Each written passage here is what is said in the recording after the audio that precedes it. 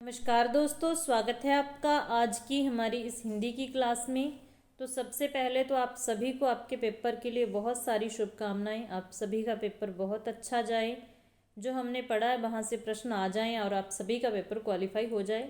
जैसे ही paper qualify हो और सरकार वैकेंसी निकाल दे, फिर फटाफट से नौकरी की तैयारी करें। ठीक है, तो मेरी शुभकामनाएँ आप सभी के साथ हैं। वैसे तो काफ़ी चीज़ें हमने पढ़ ली हैं, लेकिन मैंने देखा है कि हर बार जो क्रिया का प्रश्न एस्टेट में पूछा ही जाता है, तो आज हम क्रिया पढ़ लेते हैं। छोटी सी वीडियो बनेगी और अगर क्रिया से प्रश्न आता है तो आप अच्छे से कर पाओगे। ठीक है, और इसके साथ ही संधि और समास के कुछ महत्वपूर्ण उदाहरण मैं आपके साथ शेयर करूंगी, ताकि ऐसा आपको कोई शब्द दिखे तो आप पहचान कर पाएँ। क्लास थोड़ी सी भी हेल्पफुल लगे तो लाइक ज़रूर कर देना और टेलीग्राम चैनल को ज्वाइन कर लेना, वहाँ ये PDF मैं सेंड कर दूँगी। ठीक है, तो क्रिया सभी को पता है कि क्रिया क्या होती है, क्योंकि आजकल जो सीधे सीधे प्रश्न नहीं पूछे जाते, अंदर से पूछ लिया जाता है ये किसका प्रकार है या कैसे। ठीक है, तो उस तरीके से ही हम पढ़ लेंगे। तो जिन शब्दों से काम का करना या होना पाया जाए उन्हें क्रिया कहते हैं, सबको पता है। ठीक है, क्रिया का अर्थ होता है काम का करना या होना, इसीलिए क्रिया से सदा कार्य का बोध होता है। अब आपने याद क्या रखना है कि क्रिया 3 प्रकार के शब्दों से बनती है। क्रिया 3 प्रकार के शब्दों से बनती है, धातु से, संज्ञा से, विशेषण से। ठीक है, ये मेन चीज़ है, यहाँ पर ये आपने ध्यान में रखनी है। धातु से, जैसे पढ़, और उसमें ना प्रत्यय जोड़ने से क्या बन गया, पढ़ना। ठीक है, पढ़ से बन गया पढ़ना।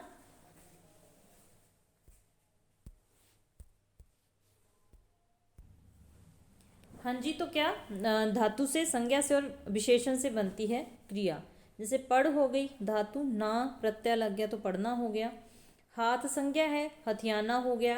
चिकना विशेषण है, चिकनाना हो गया। तो याद क्या रखना है कि क्रिया 3 प्रकार के शब्दों से बनती है। आगे ज़्यादा चीज़ें पढ़ने की जरूरत नहीं, बाकी धातु आपको पता है, धातु क्रिया का मूल रूप होता है। ये भी प्रश्न पूछा जा चुका है कि क्रिया का जो मूल रूप होता है वो क्या होता है, तो ध्यान रखना है धातु होता है। ठीक है, आगे आपने ध्यान क्या देना है, जो क्रिया के प्रकार होते हैं। रचना के आधार पर पूछा जाए तो क्रियाएं 2 प्रकार की होती हैं। रचना के आधार पर पूछा जाए तो क्रियाएं कितने प्रकार की होती हैं, 2 प्रकार की। पहली प्रकार है रूढ़। रूढ़ क्या होता है, जो मूल है। ठीक है, रूढ़ क्या होता है, मूल है। तो क्रिया का जो मूल रूप है वही तो धातु होता है। ठीक है, तो पहली प्रकार की क्रिया हो गई रूढ़। रूढ़ क्रियाएं वे होती हैं जो धातु से बनती है, क्योंकि धातु का अर्थ ही मूल है। जैसे खाया, खाना, खाती, खाऊं, खाएं, खाऊंगा, खाएगा। तो ये जो सारे शब्द हैं उसमें मूल शब्द क्या है, खा। तो खा से बनी है, तो खा क्या है, रूढ़ है, मूल है, धातु है। ठीक है, दूसरी है यौगिक क्रियाएं। यौगिक क्रियाएं वे क्रियाएं होती हैं जो एक से अधिक तत्वों के मेल से बनती हैं। मैं मुख्य मुख्य बातें आपको करवाती चलती हूँ ताकि आपको अच्छे से पहचान हो जाए। जो क्रियाएं एक से अधिक तत्वों से बनती हैं वो यौगिक क्रियाएं कहलाती हैं। जैसे खाना से खिलाना, पीना से पिलाना, देख से दिखाना, पढ़ना से पढ़वाना।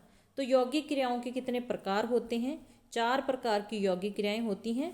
वैसे 4-5 भी होती हैं। एक होती है पूर्वकालिक क्रिया, वो भी पेपर में बहुत पूछी जाती है। यहाँ एक क्रिया के बाद दूसरी क्रिया का होना पता चले। जैसे वह नहाकर पहले उसने नहाकर खाना खाया, तो पहले क्या किया, नहाया, नहाना क्रिया हो गई। ठीक है, तो इस तरीके से मतलब पूर्वकालिक क्रिया, एक क्रिया के बाद दूसरा, एक काम के बाद दूसरे काम का बोध हो। ठीक है, वह खाना खाकर काम पर गया, वह खाना खाकर सो गया। तो इस तरीके से मतलब 2 क्रियाएं देखने को मिले। पहले एक क्रिया हुई फिर दूसरी क्रिया, तो पूर्वकालिक क्रिया हो जाती है। अब यौगिक क्रियाओं में प्रेरणार्थक क्रिया है। तो प्रेरणा क्या होती है, किसी को प्रेरणा देनी, फिर काम करवाना। तो प्रेरणार्थक क्रिया की सीधी सी पहचान है, यहाँ किसी को प्रेरणा देके काम करवाया जाए, वहाँ प्रेरणार्थक क्रिया होती है। एक संयुक्त क्रिया होती है, आजकल संयुक्त क्रिया से प्रश्न आने लगा है, अनुकरणात्मक से। ठीक है, तो प्रेरणार्थ क्रियाएं क्या होती है, जब कर्ता किसी कार्य को स्वयं न करके किसी दूसरे को कार्य करने की प्रेरणा दे, तो वहाँ पर क्रिया, उस क्रिया को प्रेरणार्थक क्रिया कहते हैं। जैसे राधा ने सीमा से पत्र लिखवाया, अध्यापक ने छात्रों से पुस्तक पढ़वाई। ठीक है, गोविंद ने राम को जगवाया। तो इस तरीके से ये प्रेरणा देके काम करवाया गया है, तो यहाँ प्रेरणार्थक क्रिया हो जाएगी। तो ज़्यादा आपको पढ़ने की जरूरत नहीं, बस प्रेरणार्थक क्रिया का पता चल गया। आगे आगे संयुक्त क्रियाएं। संयुक्त क्रियाएं क्या होती हैं? जो क्रिया किसी क्रिया अथवा संज्ञा आदि शब्द के साथ दूसरी क्रिया का योग करने से बनती है। मतलब यौगिक क्या होता है? योग होता है, तो योग से जो क्रिया बनती है संयुक्त क्रिया। मेन आपने याद रखना, संयुक्त क्रिया के 13 भेद माने जाते हैं। तो जैसे यहाँ पर देखिए, ये हो गया वह पढ़ने लगा। पढ़ना भी क्रिया है, लगना भी। पहचान क्या है? यहाँ 2 क्रियाएं साथ साथ दिखाई दे तो मतलब वो संयुक्त क्रिया है। आगे जो इसके भेद है उसकी सीधी सिंपल सी पहचान है। आरंभ बोधक, मतलब यहाँ ऐसा लगे कि काम आरंभ हुआ है। पानी बरसने लगा शुरू हुआ है। समाप्ति, यहाँ लगे कोई काम समाप्त हो गया। वह खा चुका, तो समाप्ति बोधक संयुक्त क्रिया हो गई। आकस्मिकता, अचानक कोई, वह कह उठा, अचानक ही कह उठा, मतलब तो आकस्मिकता आ गई उसमें। निरंतरता, लगातार किसी काम का पता चले। पानी बरसता रहता है, वह बोलती रहती है, तो मतलब निरंतरता है। अभ्यास, जिसमें ऐसा कोई लगे, मतलब अभ्यास जैसी बात, जैसे वह पढ़ा करता है, लिखा करता है। शक्यता, कोई शंका दिखे, वह पढ़ सकती है। ठीक है। अवकाश, कोई गैप सा लगे, जैसे वह पढ़ने न पाया, जाने न पाया। ठीक है। अनिष्टता, किसी बुराई का मतलब पता चले, जैसे कुत्ते ने काट खाया, काटना, खाना, 2 क्रियाएं पास पास आ गई। इच्छा बोधक, इच्छा होना, आप क्या खाना चाहेंगे, खाना, चाहना। अनुमति, किसी से आज्ञा देना या लेना, उसे करने दिया गया। ठीक है। आवश्यकता बोधक, जरूरत लगे, आपको पढ़ना पड़ेगा, पेपर तो पास करना ही है, इसीलिए आपको पढ़ना पड़ेगा। अतिशयता, ठीक है, अतिशयता, सुन सुनकर, मतलब बहुत बोला, सुन सुन कर थक गए, बहुत चले, चल चल कर थक गए। संज्ञा आदि के साथ संयुक्त क्रिया में संज्ञा आदि का अर्थ प्रधान रहता है, जैसे अपना, बनाना, आदर करना, भस्म होना, ढीला पड़ना। फिर अनुकरणात्मक क्रिया। अनुकरण क्या होता है? अनुकरण करना, किसी का पीछा करना, मतलब उसके पीछे चलना। तो यहाँ एक क्रिया दूसरे के पीछे आती हुई प्रतीत हो, वहाँ पर अनुकरणात्मक क्रिया होती है।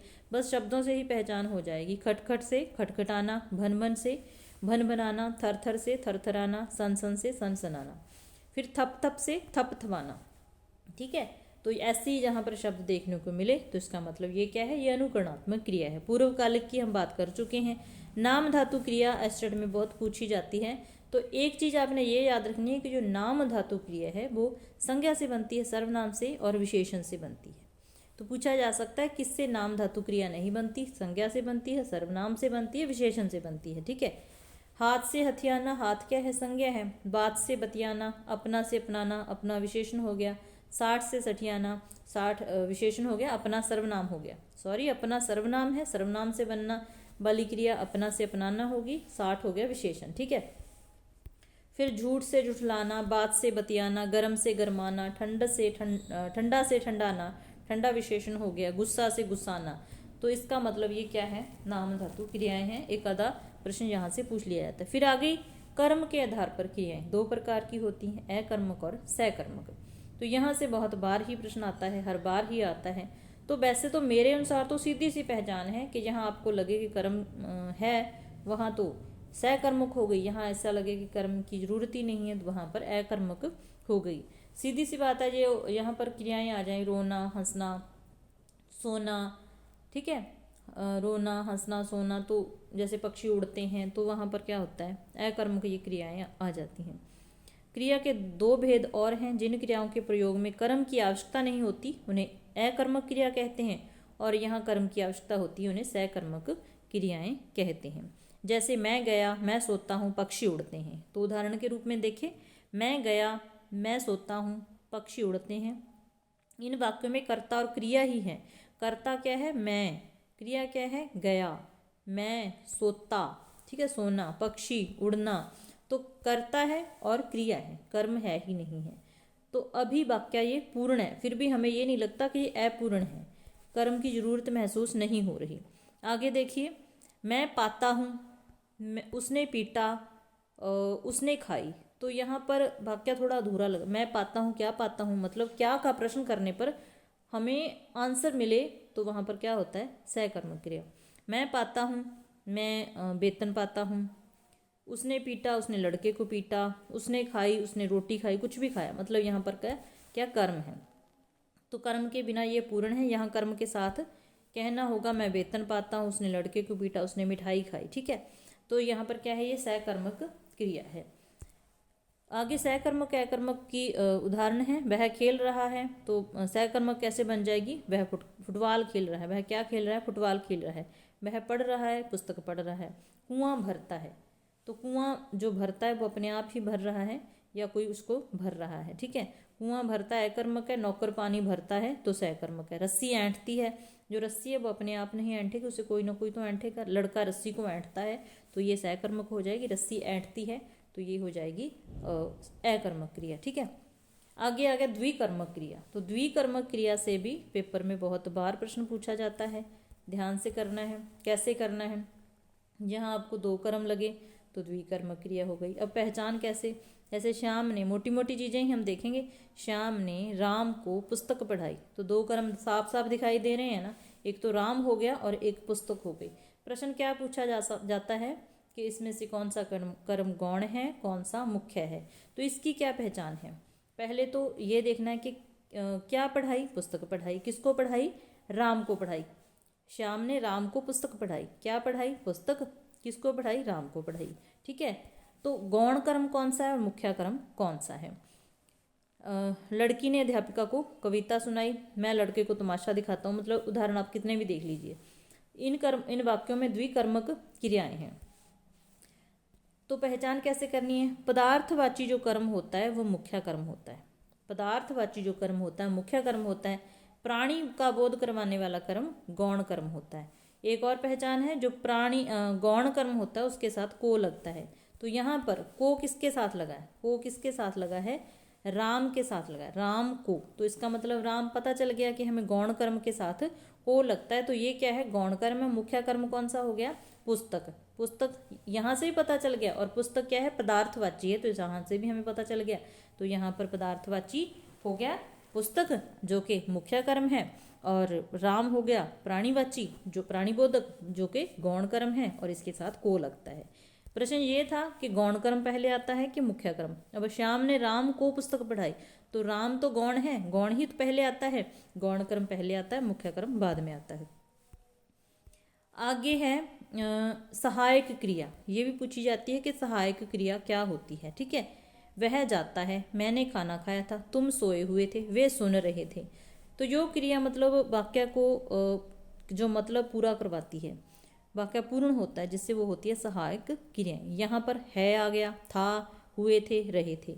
मैंने, वह जाता है तो है आ गया। मैंने खाना खाया था, सोए हुए थे, सुन रहे थे। तो ये जो मतलब वाक्य को पूरा करवाने वाली क्रियाएं हैं, ये सहायक क्रियाएं हैं। ये मुख्य क्रिया के रूप में रूप को पूरा करने में सहायता करती हैं, तो सहायक क्रिया। तो ऐसा शब्द देखने को मिले तो वो आपकी सहायक क्रिया हो गई। अब एक आती है अनेकार्थक क्रिया। सीधा सा मतलब है कि जिसके अनेक अर्थ निकले, अनेकार्थक क्रिया। जैसे खाना क्रिया है, खाना क्रिया है, तो खाने का प्रयोग किस तरीके से किया जा सकता है, किन किन मतलब अर्थों में किया जा सकता है। रोटी खाता है, मार खाता है, हराम का पैसा खाता है, कसम खाता है, दूसरों की कमाई खाता है, मेरा सिर खाता है, घूस खाता है। तो मतलब एक खाना क्रिया का प्रयोग अनेक प्रकार से हो रहा है, अनेक अर्थों में हो रहा है, तो ये क्या हो गई, अनेकार्थक क्रिया हो गई, ठीक है। तो क्रिया तो यहाँ तक ही थी, ठीक है। आगे हम देखते हैं कुछ संधि के और कुछ समास के महत्वपूर्ण शब्द, ठीक है। यहाँ से प्रश्न बनते रहें और बन भी सकते हैं। इसके अलावा एक छोटी सी और जानकारी देनी थी कि आपकी सबकी मतलब स्पोर्ट्स से तो ठीक है, संधि के, हाँ मैं आपको कोई बात बता रही थी, आप सभी की सपोर्ट के साथ मेरा जो चैनल है हाफ मोनेटाइज हो गया है, तो उसके लिए थोड़ी सी सपोर्ट और चाहिए। अगर कोई बंदिश नहीं है, कोई ऐसा नहीं कि आपने करना ही करना है, आपका दिल करे तो वीडियो के नीचे आपको सुपर थैंक का ऑप्शन देखने को मिलेगा। किसी की इच्छा हो तो कर सकता है, ताकि उसके लिए भी एक प्रोसेस होती है कि हाफ मोनेटाइजेशन के बाद क्या होता है कि कुछ डॉलर इकट्ठे करने होते हैं, उसके बाद फिर वो मुझे इतना पता भी नहीं है, वो गूगल पेन के पिन पुन आती है कोई, उसके लिए अप्लाई करना होता है। ठीक है, तो अब नया नया है, क्योंकि अभ्यास अनुभव से ही हम सीखते हैं, तो धीरे धीरे सारी चीज़ें पता चल जाएंगी। अब तक मुझे बस यही पता है कि हाफ मोनेटाइजेशन हो गया है, अप्लाई किया था, और उसके लिए कुछ डॉलर इकट्ठे जब हो जाएंगे फिर पिन के लिए अप्लाई करना पड़ेगा, और फिर आगे मतलब जो भी होगा, तो आपका मन करे तो आप सपोर्ट कर सकते हैं। सुपर थैंक का ऑप्शन आपको देखने को मिलेगा। नेक्स्ट क्लास हमारी होगी NCERT की PGT के लिए। तो संधि के ये कुछ महत्वपूर्ण शब्द हैं, यहाँ से प्रश्न आते हैं। तो सबसे पहले वृद्धि संधि है। वृद्धि संधि मैं फटाफट से, ज़्यादा लंबा चौड़ा कुछ नहीं हम देखेंगे, क्योंकि सिर्फ मैं शब्द ही लेके आई हूँ समझ आने का। अब आपको पता है कि इतना समय नहीं पढ़ लिया आप सभी ने, बस कुछ ऐसे शब्द हैं जो सीधे सीधे नज़र में आने से पहचान हो सकी, जाते जाते देख लें तो अच्छा रहेगा। PDF भी मैं आपको टेलीग्राम पे शेयर कर दूँगी, आपको टेलीग्राम चैनल ज्वाइन कर लेना जिसने नहीं किया। तो एक एक बहुत बार पूछा गया शब्द है, क्या है? एक एक। तो इसका जो सही संधि विच्छेद है कैसे बनता है? एक एक एक एक। फिर अधैव पूछ लिया जाता है, अध एव, ये बिंदी नहीं ऊपर, ये ध्यान देना है, ये बिंदी नहीं है, अध प्लस एव। फिर मतैक्य पूछा जाता है, तो गलती कहाँ होती है? ये पूछा गया शब्द है, यहाँ पर जो एक की मात्रा लगी हुई है ना, ये लगनी है, तो आपके सामने ना लगी हुई, ना लगा हुआ मिलेगी, तो आपने ध्यान रखना है। मत प्लस एक क्या होता है, तो मतैक्य बन जाएगा। देव प्लस ऐश्वर्या होता है, यहाँ पर ए पे मात्रा लगेगी, तो दवैश्वर्या बनेगा। सदा प्लस एव सदैव, महा प्लस ऐश्वर्या महेश्वर्या। ठीक है, उसी तरीके से जल प्लस ओद, तो यहाँ पर फर्क क्या मिलेगा आपको? जो ओद है यहाँ पर दो मात्राएं लगा दी जाएंगी, तो आपने ध्यान रखना कि एक ही मात्रा लगेगी, ओ छोटा ओ होगा, जलौद बन जाएगा। बनौषधि बनौषधि, परम औषध परमौषध, देव औदार्य, तो ये भी आया गया, ये भी एसटी में पूछा गया, देव औदार्य। औदार्य पर एक मात्रा लगी हुई थी तो वह गलत था, औदार्य। ठीक है, देव औदार्य। महा औषधि महौषधि, महाओज, यहाँ पर दो में लगा देंगे, तो बस आपको पहचान रखनी है, महाओज महौज होता है। फिर महाऔद्र्य महोदर्य। ठीक है, इस तरीके से महाऔषध महौषध, तो ये सारे शब्दों पर ध्यान देना है। उसके बाद कुछ हैं यण संधि के, जैसे ये न्यून पूछा गया है, तो वहाँ क्या था? नी प्लस ऊन। ठीक है, तो आपने ध्यान रखना है कि बड़ा ऊ आएगा, यहाँ पर ऊन होगा। अति प्लस उधर्व अत्युधर्व, शब्द शुद्धि में भी पूछा जा सकता है। ठीक है, फिर प्रति उपकार प्रत्युपकार, अति आनंद अत्यानंद, यद्यपि यद्यपि, तो अति अल्प अत्यल्प, तो लिखा कैसे जाता है, कैसे इसकी सही संधि है? इत्यादि इत्यादि, तो महत्वपूर्ण शब्द हैं, देख लेना। प्रति एक प्रत्येक। उसके बाद है, ये सारे किसके हैं? यण संधि के हैं, यण संधि से आ जाता है प्रश्न। ठीक है, तो यहाँ पर जैसे नदी उर्मी नधूर्मी, सखी एक सख्यक्य, तो अतियोज अत्योज, दधियोदन दध्योदन, तो सारे ही शब्दों को एक बार नज़र से देख लेना है कि कैसा शब्द, ऐसा शब्द आएगा तो इसका ये बनेगा। वाणी औचित्य, ये भी इम्पोर्टेंट है, वाण्योचित्य। ठीक है, कैसे इसकी संधि होगी और कैसे सही शब्द बनेगा, या आपको ये मिलेगा, ये मिल जाएगा, तो ये आपको देखना है कि सही कैसे बनता है, या आपको ये दे दिया जाएगा और इसका विशेष पूछा जाएगा कि यह सही है क्या गलत है, तो ये देखना है। ठीक है, सुअल्प स्वल्प, मनुअंतर मनवंत्र, सुआगत स्वागत, लघु आदि लघुवादी। ठीक है, अनुवीक्षण, ये दोनों बहुत ही महत्वपूर्ण हैं। अनुईक्षण अन्वीक्षण, अनुएषण, ये ऐसे मिलेगा आपको, अगर पेपर में मिलता है ना तो ऐसे, तो पहचान नहीं होती, तो अनुएषण अन्वेषण, अल्पैश्वर्या अल्पैश्वर्या, लघुओष्ठ लघुओष्ठ। ठीक है, गुरु औदार्य गुरुवोदार्य। वधु आगमन, ये इंपॉर्टेंट है, वधवागमन। ठीक है, वधु ऐश्वर्या वधवैश्वर्या। पितृ अनुमति पितृनुमति। ठीक है, तो ये हो गया। अब व्यंजन संधि में कुछ महत्वपूर्ण शब्द हैं, जैसे ऋग्वेद हो गया, अजंत हो गया, षड दर्शन हो गया, उद्घाटन उत्घाटन। ठीक है, तो इनको एक नज़र जरूर देख लेना आपने। हाँ, जग जननी, जगत जननी, उत्लंघन, उल्लंघन, ये बहुत पूछा जाता है। इन सभी शब्दों पर ध्यान देना है, इसकी शब्द शुद्धि पर, ठीक है, और कैसे लिखा जाता है और कैसे इसकी संधि है ये। तो ये किस में आते हैं, व्यंजन संधि के उदाहरण हैं, तो ये देख लेने। अब है समास के। मैं ये इसलिए आपके साथ शेयर कर रही हूँ क्योंकि इस बुक से प्रश्न बन जाते हैं, और जो समास हैं मैंने यहाँ यहाँ निशानी लगा रखी है, वो पेपर में पूछे गए हैं।